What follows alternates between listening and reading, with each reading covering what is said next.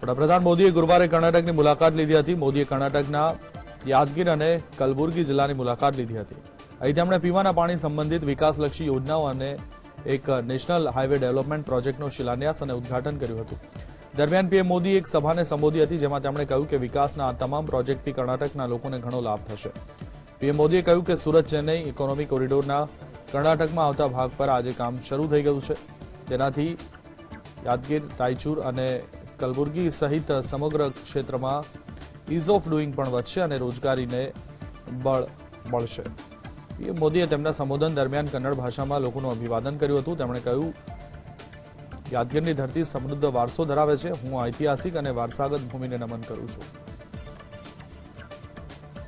अब जैसे गरीब, दलित, वंचित, पिछड़े, आदिवासी, दिव्यांग, महिलाएं, ऐसे सब वंचित समाज जो मूल सुविधाओं से वंचित है, झुग्गियों का जीवन बिताने वाले, बिना टॉयलेट, बिना बिजली, बिना गैस, बिना पानी कनेक्शन के जीवन बिताने वाले अधिकांश इन्हीं समाज के लोग होते हैं. हमारी सरकार अब इन्हें ये मूल सुविधा भी दे रही है और तेज गति से दे रही है. દિલ્હી વિધાનસભા સત્રના ચોથા દિવસે ભારતીય જનતા પાર્ટીના ધારાસભ્યો હોલ લઈ વિધાનસભા પહોંચ્યા હતા. ધારાસભ્યોએ કેજરીવાલ સરકાર પર આરોપ લગાવ્યો છે કે દિલ્હી સરકારે ખેડૂતોનો દરજ્જો છીનવી લીધો છે. દિલ્હીના ગામડાઓમાં ખેડૂતો માટે કોઈ વ્યવસ્થા દિલ્હી સરકારે કરી નથી. સરકારે પહેલા ગૃહમાં ગામડાના ખેડૂતોની આર્થિક સ્થિતિ અંગે ચર્ચા કરવી જોઈએ. આ ઉપરાંત દિલ્હીના ખેડૂતોને કોઈપણ પ્રકારની સબસિડી આપવામાં આવી નથી. કેજરીવાલ સરકારે 8 વર્ષમાં દિલ્હીના ગામડાઓમાં એક પણ શાળા કે કોલેજ ખોલી નથી, તેમ કહ્યું. ધારાસભ્યોએ વધુમાં કહ્યું કે કેજરીવાલ સરકાર ખેડૂતોને લૂંટી રહી છે, તેમ કહી ધારાસભ્યએ દિલ્હી सरकार पर आकरा प्रहार કર્યા. किसान को बिजली के नाम पर भी लूटा जा रहा है. दिल्ली के गांवों में अरविंद केजरीवाल की सरकार ने 8 सालों में कोई कॉलेज नहीं खोला, कोई हॉस्पिटल नहीं बनाया, गांवों में कोई सिविल लाइन नहीं डाली और गांवों में ना ही स्वच्छ जल का कोई व्यवस्था की है. दिल्ली प्रदेश भारतीय जनता पार्टी के सभी विधायक आज अरविंद केजरीवाल की सरकार जो किसानों को लूट रही है, उनकी जमीन को कौड़ियों के दाम पर एक्वायर कर रही है, आज उसका डटकर विरोध करेंगे. दिया जा रहा है वो बहुत कम है और दिल्ली में किसानों का शोषण किया जा रहा है. जो केजरीवाल सरकार अपने आप को बहुत ज्यादा लोगों के लिए सुख और की बात करती है, वो सरकार किसानों के समस्याओं का समाधान करने में असमर्थ रही है और किसानों का नंगली के पास 22 लाख रुपए एकड़ के हिसाब से मुआवजा दिया जा रहा है, जो कि बहुत कम है. और हम इस मामले में दिल्ली सरकार का विरोध करते हैं और उनसे मांग करते हैं कि उनको उचित बाजार दर से उनको उनका मुआवजा दिया जाए. દિલ્હીની કાંઝાવાલા ઘટના કે અન્ય મુદ્દાઓ પર સક્રિય રહેલ સ્વાતિ માલીવાલ અકસ્માતનો શિકાર બની છે. સ્વાતિ માલીવાલ દિલ્હી મહિલા આયોગના અધ્યક્ષ છે. ગુરુવારની મોડી રાત્રે એક કાર ચાલકે સ્વાતિ માલીવાલને કારથી લગભગ 10 થી 15 મીટર સુધી ખેંચી લીધી. આ ઘટના દિલ્હીના એમ્સ પાસે બની હતી. પોલીસે જણાવ્યું કે ડ્રાઈવરની ધરપકડ કરવામાં આવી છે. દિલ્હી પોલીસે જણાવ્યું હતું કે સ્વાતિ માલીવાલ તેની ટીમ સાથે લગભગ 3:11 એમ્સના ગેટ નંબર 2 પર હાજર હતા. સ્વાતિ માલીવાલનું કહેવું છે કે એક કાર ચાલકે પોતાની કારમાં બેસવા કહ્યું અને તેમણે તેનો વિરોધ કર્યો હતો. અચાનક ચાલકે પોતાની કારનો કાચ બંધ કરી દીધો અને સ્વાતિનો હાથ તેની કારમાં અરીસામાં ફસાઈ ગયો. જો દિલ્હીમાં મહિલા આયોગની અધ્યક્ષ સુરક્ષિત નથી તો પછી સામાન્ય જનતાની પરિસ્થિતિ શું હશે? जब मैंने उसे पकड़ने की कोशिश करी तो तुरंत उसने विंडो ऊपर कर दी और मेरा हाथ गाड़ी के अंदर अटक गया और उसने एक्सीलरेटर पे बहुत जोर से पैर डाला, जिससे कि गाड़ी एकदम भागी और मैं उसके साथ लटक गई और 10-15 मीटर तक वो मुझे घसीट कर लेकर गया. फिर एक आदमी मेरी टीम का ही वहाँ पे कूदा और उसने भी चिल्लाया, मैंने भी चिल्लाया, तब जाके उसने मुझे छोड़ा. अगर वो मुझे उस वक्त नहीं छोड़ता तो मैं भी अंजलि के तरह मेरे साथ भी कल बहुत बड़ी कोई घटना घटती. अंजलि के साथ ये देखिए कि क्या हाल है दिल्ली में सुरक्षा व्यवस्था के लिए. ये महिला सुरक्षा है कि दिल्ली की महिला आयोग की अध्यक्ष तक सुरक्षित नहीं है. દેશની રાજધાની દિલ્હીના જંતર મંતર પર પહેલવાનોનો વિરોધ ચાલુ છે। ભારતીય કુસ્તી સંઘના પ્રમુખ બ્રિજભૂષણ શરણસિંહ પર રેસલર્સે જાતીય સતામણી સહિત અનેક ગંભીર આરોપો લગાવ્યા છે। આ દરમિયાન ફોગટની એક બહેન અને બીજેપી નેતા બબીતા ફોગટ કેન્દ્ર સરકારનો સંદેશ લઈ પહેલવાનોની વચ્ચે પહોંચી હતી। બબીતા ફોગટનો મેસેજ મળતાની સાથે જ રેસલર્સ પણ સ્પોર્ટ્સ મિનિસ્ટ્રી પહોંચ્યા હતા। બબીતા ફોગટે કહ્યું કે કેન્દ્ર સરકારે પહેલવાનોને ખાતરી આપી છે કે સરકાર તેમની સાથે છે। બબીતા ફોગટના આગમન બાદ વિરોધ કરી રહેલ રેસલર બજરંગ પુનિયાએ કહ્યું કે બબીતા ફોગટ સરકાર વતી મધ્યસ્થી કરવા આવી છે। અમે તેમની સાથે વાત કરીશું અને તેમને સંપૂर्ण માહિતી આપીશું। कि हमारी सरकार आपके साथ है और यहाँ तक कि हमारी सरकार ने अब तक आप लोगों ने देखा होगा कि उनको बेहतर घंटे का टाइम भी दे दिया है जवाब देने के लिए, ये एक्शन भी ले लिया है और बहुत जल्दी आज हो सकता है इनका समाधान भी निकल जाए। आज मेरी कोशिश रहेगी, मैं सरकार में भी हूँ और मैं खिलाड़ी भी हूँ, तो मैं दोनों के साझी हूँ, तो दोनों के साझी होने का मेरा फर्ज था जो मैं फर्ज निभाने आई हूँ और मैं अपना फर्ज निभाऊं भी। બિહારના શિક્ષણ મંત્રી ચંદ્રશેખર પ્રસાદની રામચરિત માનસ પર ટિપ્પણી બાદ બિહારના રાજકારણમાં ગરમાવો આવી ગયો છે। હવે આ મામલો કોર્ટમાં પહોંચ્યો છે અને ભાજપના યુવા મોરચા બિહાર પ્રદેશ અધ્યક્ષે પટના સિવિલ કોર્ટમાં શિક્ષણ મંત્રી ચંદ્રશેખર પ્રસાદ વિરુદ્ધ અરજી દાખલ કરી છે। યુવા મોરચાના પ્રદેશ અધ્યક્ષ દુર્ગેશસિંહે હિન્દુ ધર્મના પવિત્ર ગ્રંથનું અપમાન કરવાનો આરોપ લગાવ્યો છે। पवित्र धर्म ग्रंथ पर जो आपत्तिजनक बयान अमर्यादित बयान दिया गया था, उसके विरोध में भारतीय जनता युवा मोर्चा 2 दिन पहले भी सभी जिलों में, पटना सहित सभी जिलों में हम लोगों ने पुतला दहन किया था और आज उनके खिलाफ याचिका हम लोग दायर की है। निश्चित रूप से भारतीय जनता युवा मोर्चा जब तक वो अपने बयान से माफी नहीं मांगते हैं और मुख्यमंत्री अगर उनको नहीं हटाते तब तक भारतीय जनता युवा मोर्चा का विरोध जारी रहेगा। विशेष धार्मिक ग्रंथ पर जो उन्होंने टिप्पणी दी है उसके खिलाफ आज हमने क्रिमिनल फाइल किया है। यहाँ पर 23 जनवरी को इसका बहस होना है और भारतीय जनता युवा मोर्चा के लोगों के माध्यम से हमने ये प्रयास किया है कि वैमनस्यता फैलाने का काम कोई भी अगर करेगा, वो सरकारी पक्ष का लोग भी हो क्यों ना हो, तो कानून का सहारा हम लोग लेंगे। आज क्रिमिनल फाइल हम लोग किए हैं, 711 वाद संख्या मिला है और 23 जनवरी को हम लोग का बहस होगा। बहुत जम कर ये केस लड़ेंगे। चंद्रशेखर जी को माफी मांगना चाहिए, बिहार सरकार के आदरणीय मुख्यमंत्री को उनको बर्खास्त करना चाहिए। રાજસ્થાનમાં ચૂંટણી નજીક આવતા રાજકીય ગરમાવો જોવા મળ્યો। કોંગ્રેસ નેતા પૂર્વ નાયબ મુખ્યપ્રધાન સચિન પાયલટે પેપર લીક મુદ્દે સવાલ ઉઠાવ્યા હતા। સચિન પાયલટે મારવાડની મુલાકાત દરમિયાન કહ્યું હતું કે પરીક્ષાનું પેપર વારંવાર લીક થાય તે કમનસીબી છે। હું ગુનેગારો સામેની કાર્યવાહીનું સ્વાગત કરું છું। એવું કહેવામાં આવી રહ્યું છે કે તેમાં કોઈ નેતા કે અધિકારી સામેલ ન હતા, પરંતુ વિદ્યાર્થીઓ સુધી પહોંચવા છતાં પેપર લોકરમાં રાખવામાં આવે છે। આ ઉપરાંત તેઓ કહ્યું હતું કે રાજસ્થાનમાં યોજાનાર વિધાનસભાની ચૂંટણીમાં હવે 10 મહિનાનો સમય બાકી છે। જો દરેકને સન્માન આપવામાં આવે તો આપણે 2023ની લડાઈ જીતી શકીશું। કટાક્ષ કરતા કહ્યું કે કેટલાક લોકોને એવો ભ્રમ છે કે અમારી ફ્લાઇટ થોડી ઓછી છે, પરંતુ મને ખાતરી છે કે આકાશ થોડું નીચું છે। लेकिन इतना बड़ा हादसा अगर होता है, लगातार होता है, तो जिम्मेदारी तो तय करनी पड़ेगी। अब ये कहा जा रहा है कि कोई अधिकारी, कोई नेता इसमें लिप्त नहीं था, तो भाई जो एग्जाम की कॉपी होती है वो तिजोरी बंद होती है, वो तिजोरी में बंद होके बाहर बच्चों तक पहुंच गई, ये तो जादूगरी हो गई। भाई ऐसे कैसे हो सकता है? ऐसा संभव नहीं है। कोई ना कोई तो जिम्मेदार होगा और जांच चल रही, मुझे खुशी, मैं स्वागत करता हूं इस जांच का। બિહારના બક્સરમાં મુખ્યમંત્રી નીતિશ કુમારના કાફલાને આગળ જવા દેવા માટે 2 પેસેન્જર ટ્રેનોને રોકવામાં આવી હતી। આ અંગે માહિતી આપતા એક મુસાફરે જણાવ્યું હતું કે મારે દિલદારનગર જવાનું હતું, પરંતુ અમારી ગાડી રોકવામાં આવી હતી, જેથી અમે પગપાળા ચાલી આગળના સ્ટેશનેથી બીજું વાહન પકડવું પડશે। નોંધનીય છે કે બક્સરમાં સીએમ નીતિશ કુમારના કાફલા માટે આઉટર પર 2 ટ્રેનોને 15 મિનિટ સુધી રોકી રાખવામાં આવી હતી, તેથી મુસાફરો ટ્રેનમાંથી ઉતરી ચાલતા ચાલતા બક્સર સ્ટેશન સુધી આવ્યા હતા। જોકે મુખ્યમંત્રી નીતિશ કુમારે આવી કોઈ ઘટના હોવાનો ઇનકાર કર્યો છે। તેમણે કહ્યું કે અમને ખબર નથી કે કઈ ટ્રેન રોકાઈ હતી। मैं पूछना चाहता हूं जिन लोगों ने भी, चाहे वो शासन का लोग हो, इसकी उच्च स्तरीय जांच करवाऊंगा। मैं भारत सरकार के रेल मंत्रालय को भी कि इसकी उच्च स्तरीय जांच कराई जाए कि किस व्यक्ति के लिए, किसके आदेश पर आधे घंटा ट्रेन यहाँ रुकी रही। पैसेंजर, बच्चे, बूढ़े, बीमारी, कई लोग परेशान थे और आधे घंटे तक इटारी गुमटी पर ट्रेन रोक करके ये क्या कर रहे थे? पता है किस लिए रुकी है? ये तो हम नहीं बता सकते हैं। मुख्यमंत्री को गुजरना था यहाँ से। ये तो हमको जानकारी नहीं है। क्या कहेंगे? अभी जो गेट खुला हुआ है, रुकी हुई है, जिस हिसाब से मुख्यमंत्री को जाना है, आपको परेशानी आप लोगों को हो रही है।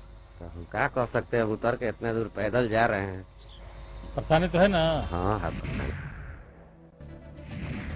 19 જાન્યુઆરીએ દિલ્હીના પશ્ચિમ બિહાર વિસ્તારમાં એક દિવાલ પર ખાલિસ્તાન જિંદાબાદના નારા લખવામાં આવ્યા હતા। આ બનાવની જાણ દિલ્હી પોલીસને થતા પોલીસે સ્થળ પર પહોંચી ખાલિસ્તાન જિંદાબાદના નારા સાફ કરાવ્યા હતા। તેમજ જે પણ તત્વો દ્વારા કૃત્ય કરવામાં આવ્યું હતું તેના પર દિલ્હી પોલીસ કાર્યવાહી કરશે તેમ દિલ્હી પોલીસના પીઆરઓ સુમન દલવાએ જણાવ્યું હતું।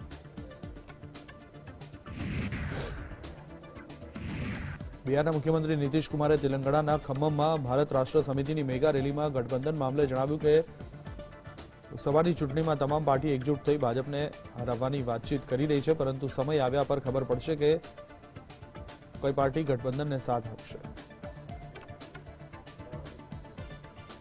पार्टी की मीटिंग है ना, पार्टी की रैली न है, तो पार्टी की रैली है, तो पार्टी की रैली में कोई लोगों को आमंत्रित किए गए, ठीक ही है, तो अच्छी बात अपना करें। हम लोगों को कहाँ कोई मतलब, हम लोग तो देख रहे हैं कि रात दिन हम लोग किस काम में लगे हुए, तो इस बीच में कोई कहीं हमको चाहे भी तो कैसे जाएंगे? तो सब कोई इशू नहीं है। ये मत समझिए कि वो कोई बन गया, कोई एक जगह बन गया है, कई दलों का, ऐसा कुछ नहीं है। तो जानते ही है कि किन्हीं कोई भी आमंत्रित करते हैं तो अपने पार्टी के मीटिंग में किसी तरह का कोई कॉन्फ्रेंस करते हैं तो लोग जाते रहते हैं। वो सब यहाँ नहीं आए हैं बेचारे, आप सोचिए ना, यहाँ नहीं आए हैं। આજે પણ આપણા દેશમાં એવા અનેક અંતરિયાળ વિસ્તારો છે જ્યાં અનેક પ્રકારની પ્રાથમિક સુવિધાઓ પણ પહોંચી રહી નથી, ત્યારે આવા વિસ્તારો ચોમાસા જેવી ઋતુમાં તો એમ્બ્યુલન્સ કે સ્વાસ્થ્ય સેવાઓથી પણ વંચિત રહી જાય છે। આ દરમિયાન મહારાષ્ટ્રના ગઢચિરોલીથી એક સારા સમાચાર આવ્યા છે। અહીં બાઇક એમ્બ્યુલન્સ સેવા શરૂ કરવામાં આવી છે, જેના થકી લોકોની એક મોટી મુશ્કેલી દૂર થઈ ચૂકી છે। રસ્તાઓ ખરાબ હોવા છતાં કાચા રસ્તા પર આ એમ્બ્યુલન્સ સરળતાથી આગળ વધી જાય છે અને દર્દીને ઝડપથી પ્રાથમિક સ્વાસ્થ્ય કેન્દ્ર કે હોસ્પિટલ સુધી પહોંચાડી શકાય છે। આ સેવા લોકો માટે આશીર્વાદરૂપ બની રહી છે। આ બાઇક એમ્બ્યુલન્સથી ગંભીર બીમારી દર્દીઓ, ગર્ભવતી મહિલાઓ, બાળ દર્દીઓને મોટો લાભ થશે। ही इलाकों में से अगर आप एकदम दूर का भी इलाका देखेंगे तो तकरीबन 50 किलोमीटर दूर है मुख्यालय से, तो वहाँ पे आना जाना अगर सुविधा उपलब्ध नहीं है आपके पास किसी प्रकार की आरोग्य सुविधा की, तो बहुत मुश्किल हो सकता है लोगों के लिए वो सुविधा को प्राप्त करना। तो उस सोच के साथ हमने बाइक एम्बुलेंस का एक कॉन्सेप्ट इंट्रोड्यूस करने की कोशिश की। ये पहले तालोदा नंदुरबार जिले में भी किया जा चुका है, लेकिन भामरागढ़ में करना आवश्यक इसलिए था क्योंकि यहाँ पे जैसा कि मैंने बताया कि बहुत सारे इलाके ऐसे हैं जहाँ पे परमानेंट ऑल वेदर रोड जिसे हम कहते हैं, वो ऑल वेदर रोड वहाँ पे उपलब्ध नहीं है। तो यहाँ पे शुरुआत में हम 3 गांवों में ये लेके जा रहे हैं। વિશ્વના સૌથી ઝડપી દોડવીરોમાંથી એક જમૈકાના ઉસેન બોલ્ટ અચાનક કંગાળ થઈ ગયા છે। તેમણે અત્યાર સુધીમાં કરેલી કમાણી અને નિવૃત્તિમાં મળેલા નાણાં ગાયબ થઈ ગયા છે। લંડનથી લઈને બીજિંગ ઓલિમ્પિકમાં નવા રેકોર્ડ સર્જનાર ઉસેન બોલ્ટ સાથે જે થયું તે જાણીને હોશ ઉડી જશે। ઓલિમ્પિક રમતોમાં ઉસેન બોલ્ટ વિશ્વના દિગ્ગજ દોડવીરોને પાછળ છોડી 8 વખત ગોલ્ડ મેડલ જીતવામાં સફળ થયા છે। હાલ તેઓ નિવૃત્તિ બાદ ફરી ચર્ચામાં છે। આ વખતે તેઓ રેકોર્ડને લઈને નહીં પણ છેતરપિંડીને કારણે ચર્ચામાં આવી ગયા છે। અહેવાલો મુજબ ઉસેન બોલ્ટના ખાતામાંથી 98 કરોડ રૂપિયા ગાયબ થઈ ગયા છે। ઉસેન બોલ્ટના ઇન્વેસ્ટમેન્ટ એકાઉન્ટમાંથી 98 કરોડ રૂપિયા ગાયબ થઈ ગયા છે। તેમનું account stock and securities limited company સાથે હતું। એસોસિએટ્સ પ્રેસમાં જણાવ્યું છે કે આ જમૈકાની એક રોકાણ કંપની છે। બીજી તરફ ઉસેન બોલ્ટના વકીલે કંપનીને લેટર મોકલી બોલ્ટના નાણાં પરત આપવા કહ્યું છે। વકીલે લેટરમાં લખ્યું છે કે જો આ સત્ય છે, જો કે એવું ન થાય, અમારા ગ્રાહકો સાથે છેતરપિંડી અથવા ચોરી જેવો ગુનો આચરવામાં આવ્યો છે।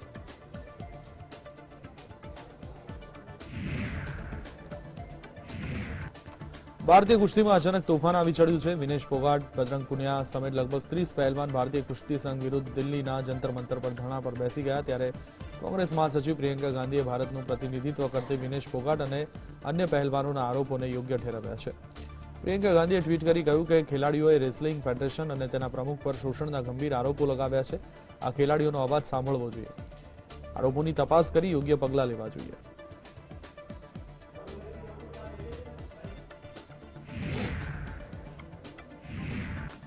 દાવોસમાં વર્લ્ડ ઇકોનોમિક ફોરમ ચાલી રહી છે. આ દરમિયાન આરબીઆઈના પૂર્વ ગવર્નર રઘુરામ રાજને ભારતીય નાણામંત્રી નિર્મલા સીતારમણ અંગે મહત્વની ટિપ્પણી કરી હતી. પત્રકાર સાથેની વાતચીતમાં રાજને કહ્યું કે સીતારમણ એક કપરું કામ સંભાળી રહ્યા છે. આરબીઆઈના પૂર્વ ગવર્નર રઘુરામ રાજન ભાજપના નેતૃત્વ હેઠળની કેન્દ્ર સરકારની મોટાભાગની નીતિઓના ટીકાકાર રહ્યા છે. એટલા માટે જ નિર્મલા સીતારમણ અંગેની તેમની મહત્વપૂર્ણ બની જાય છે. તેમણે કહ્યું કે નિર્મલા સીતારમણ એક મુશ્કેલ કામ કરી રહ્યા છે. એવામાં તેમના સારા કે ખરાબ કામ તરીકે તેમની કામગીરીનું મૂલ્યાંકન કરનાર કોઈ જ નથી હોતું. ઉત્તર પ્રદેશ સરકારે ગુરુવારે લખીમપુર ખીરી હિંસા મામલે આરોપીઓમાંથી એક કેન્દ્રીય મંત્રી અજય કુમાર મિશ્રાના પુત્રની જામીન અરજી પર સુપ્રીમ કોર્ટમાં વિરોધ કર્યો હતો. યુપી સરકાર તરફથી હાજર થયેલ ગરિમા પ્રસાદે આશીષના અપરાધને જઘન્ય અને ગંભીર ગણાવ્યો હતો. સુનાવણી દરમિયાન અદાલત દ્વારા જામીન અરજીનો વિરોધનો આધાર પૂછવામાં આવ્યો તો તેમણે કહ્યું કે આ એક ગંભીર અને જઘન્ય અપરાધ છે અને જામીન આપવાથી સમાજમાં ખોટો મેસેજ જશે. આ મામલે સુનાવણી કરી રહેલી બેન્ચે કહ્યું કે ગંભીર અને જઘન્ય અપરાધના બે સંસ્કરણો હોય છે અને તે કોઈ પણ સંસ્કરણ પર ટિપ્પણી નહીં કરી શકે. તેમણે કહ્યું કે પ્રાથમિક દ્રષ્ટિએ અમે એ માની રહ્યા છીએ કે ઘટનામાં સામેલ હતો અને એક આરોપી છે તે નિર્દોષ નથી. બેન્ચે પૂછ્યું કે શું તે રાજ્યનો મામલો છે કે તેણે પુરાવા નષ્ટ કરવાનો પ્રયત્ન કર્યો. આના પર એડિશનલ એડવોકેટ જનરલે જવાબ આપ્યો કે હજુ સુધી તો એવું નથી થયું.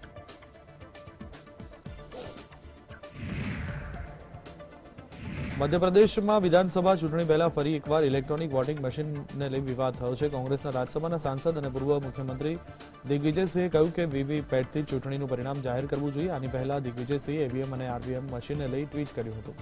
તેમણે લખ્યું કે અમે ચૂંટણી પંચનો આભાર માનીએ છીએ કે તેમણે સર્વદલીય બેઠક બોલાવી હતી. મહત્વનું છે કે દિગ્વિજયસિંહનું કહેવું છે કે બેલેટ પેપરથી ચૂંટણી યોજવાની જરૂર નથી, પરંતુ ઈવીએમમાં થોડો સુધારો કરી ચૂંટણી યોજવાની માંગ કરી છે.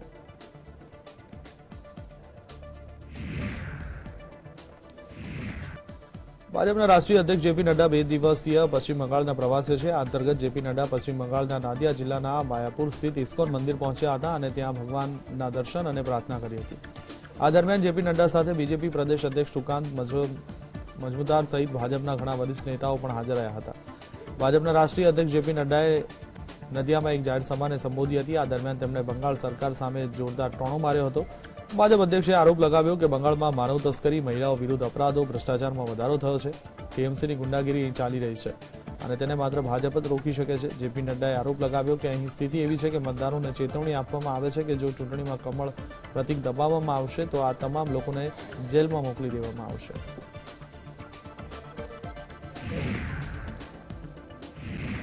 ભારત સરકારે 2015 થી 2022ની વચ્ચે હજારો વેબસાઇટ અને પોર્ટ્સ પર તવાઈ બોલાવી છે. ત્યારે આ 7 વર્ષના સમયગાળા દરમિયાન 55,580 વેબસાઇટને બ્લોક કરી દીધી છે. તેમજ કેટલીક પોસ્ટ પણ ડિલીટ કરી દેવામાં આવી છે. પોસ્ટને બ્લોક કરવામાં આવી હતી. સોફ્ટવેર ફ્રીડમ લો સેન્ટર અથવા એસએફએલસી અનુસાર આ રિપોર્ટ જારી કરવામાં આવ્યો છે. પોર્નોગ્રાફી સહિત જાતીય સતામણી કરતી અનેક સોશિયલ મીડિયા સાઇટને બંધ કરી દીધી છે. આ સાથે કેટલીક મોબાઈલ એપ્સ પણ બંધ કરી દેવામાં આવી છે. રિપોર્ટમાં કહેવામાં આવ્યું છે કે 7 વર્ષ દરમિયાન ભારત સરકારે વેબસાઇટ, સોશિયલ મીડિયા પોસ્ટ અને એકાઉન્ટ બ્લોક કર્યા છે. મોટાભાગની વેબસાઇટ આઈટી એક્ટની કલમ 69A હેઠળ બંધ કરવામાં આવી છે, જેમાં આઈટી એક્ટની કલમ 69A હેઠળ 26,474 યુઆરએલ બ્લોક કરવામાં આવ્યા હતા, જ્યારે 46.8% વેબસાઇટ કોપીરાઇટ ઉલ્લંઘન અને અન્ય મામલાઓમાં બંધ કરવામાં આવી છે. પોર્નોગ્રાફી અને બાળ જાતીય શોષણને કારણે અન્ય વેબસાઇટ બંધ કરવામાં આવી હતી.